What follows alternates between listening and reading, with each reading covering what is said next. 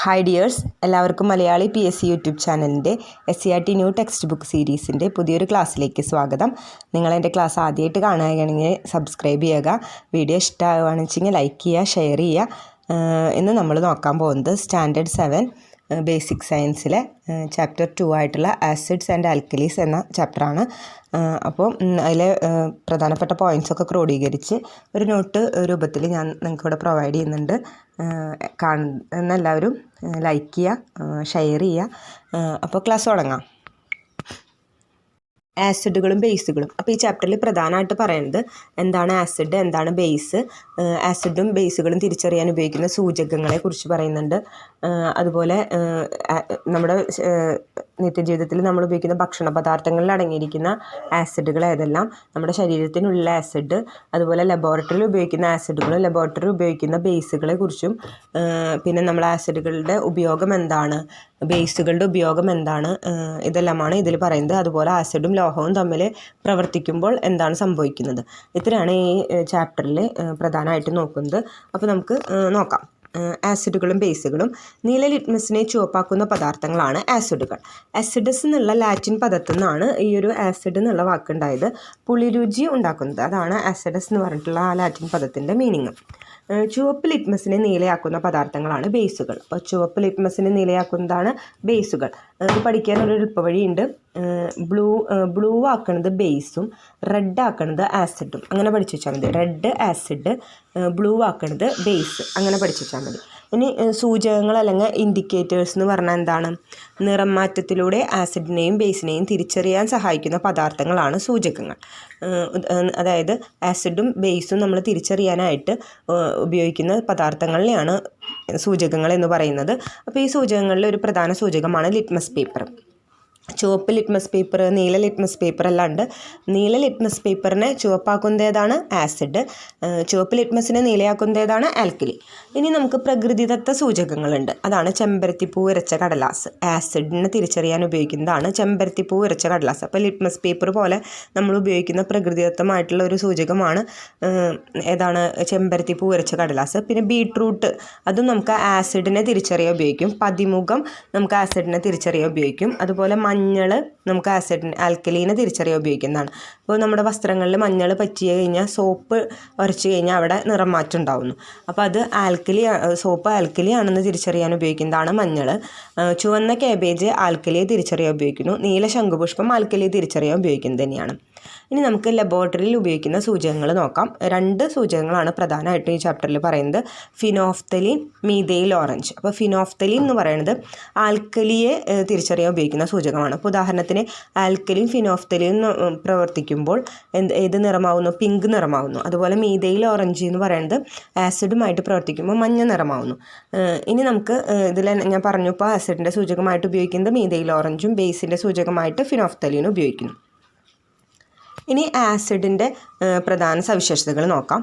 പുളിരുചിയാണ്. നീല ലിറ്റ്മസിനെ ചുവപ്പ് ലിറ്റ്മസ് ആക്കുന്നു. പിന്നെ ലോഹവുമായിട്ട് പ്രവർത്തിക്കുമ്പോൾ ഹൈഡ്രജൻ വാതകത്തെ പുറത്തുവിടുന്നു.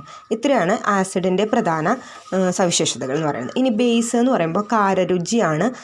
ചുവപ്പ് ലിറ്റ്മസിനെ നീലയാക്കുന്നു, ബ്ലൂ ബേസ്, അത് പഠിച്ചാൽ മതി. പിന്നെ വഴുവഴുപ്പുണ്ട്. അപ്പോൾ ഇത്രയാണ് ബേസിൻ്റെ പ്രധാന സവിശേഷതകൾ എന്ന് പറയുന്നത്. ഇനി നമ്മൾ ഭക്ഷ്യവസ്തുക്കൾ, നമ്മൾ സാധാരണ കാണുന്ന ഭക്ഷ്യവസ്തുക്കളാണ്.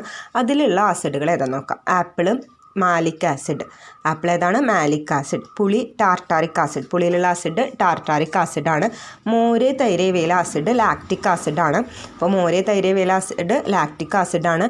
വിനാഗിരിയിലുള്ള ആസിഡ് അസറ്റിക് ആസിഡാണ്. വിനാഗിരിയിലുള്ള ആസിഡ് അസറ്റിക് ആസിഡാണ്. നാരങ്ങയിലുള്ള ആസിഡ് സിട്രിക് ആസിഡാണ്.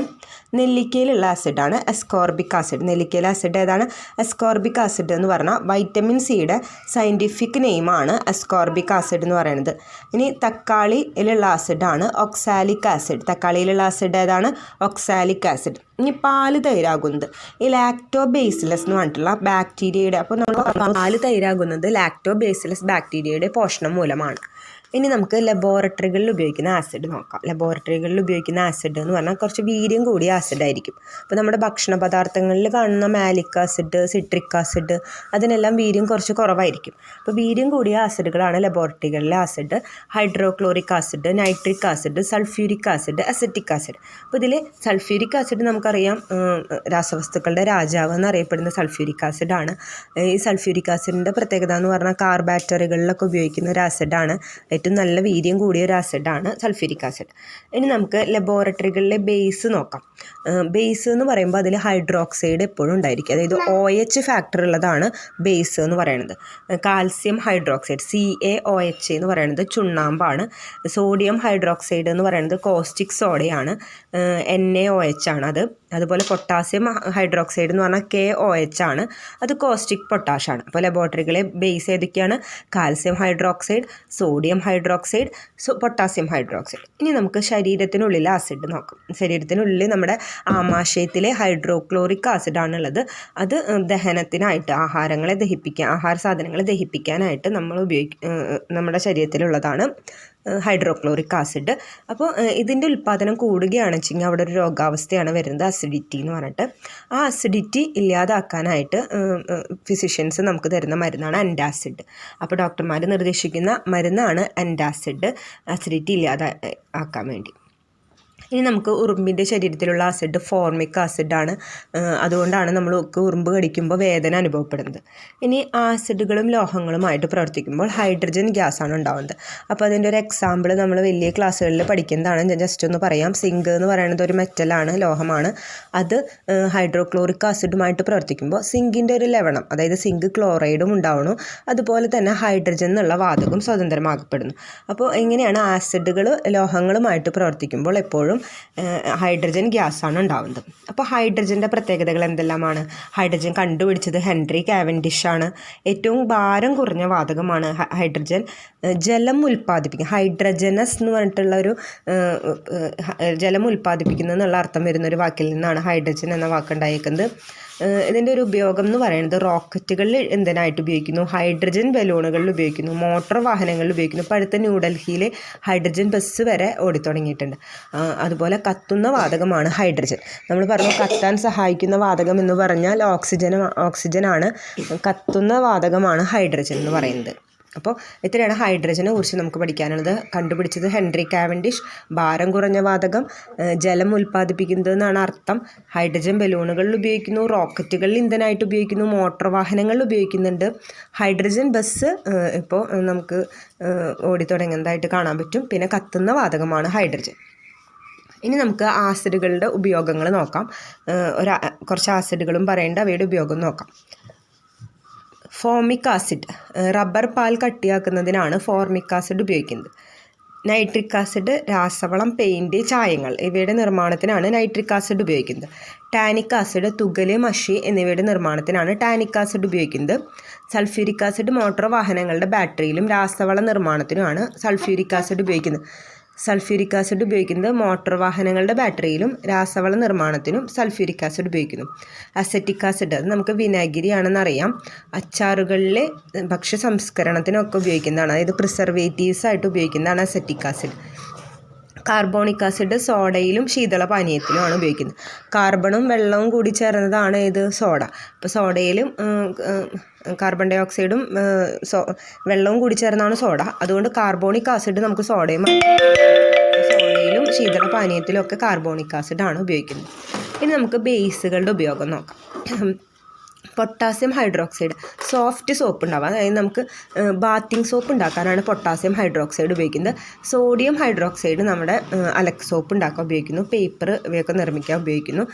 അലുമിനിയം ഹൈഡ്രോക്സൈഡും മഗ്നീഷ്യം ഹൈഡ്രോക്സൈഡും മരുന്നുകൾ നിർമ്മിക്കാനാണ് ഉപയോഗിക്കുന്നത്. അലുമിനിയം ഹൈഡ്രോക്സൈഡ്, മഗ്നീഷ്യം ഹൈഡ്രോക്സൈഡ് എല്ലാം മരുന്നുകൾ നിർമ്മിക്കാനാണ് ഉപയോഗിക്കുന്നത്.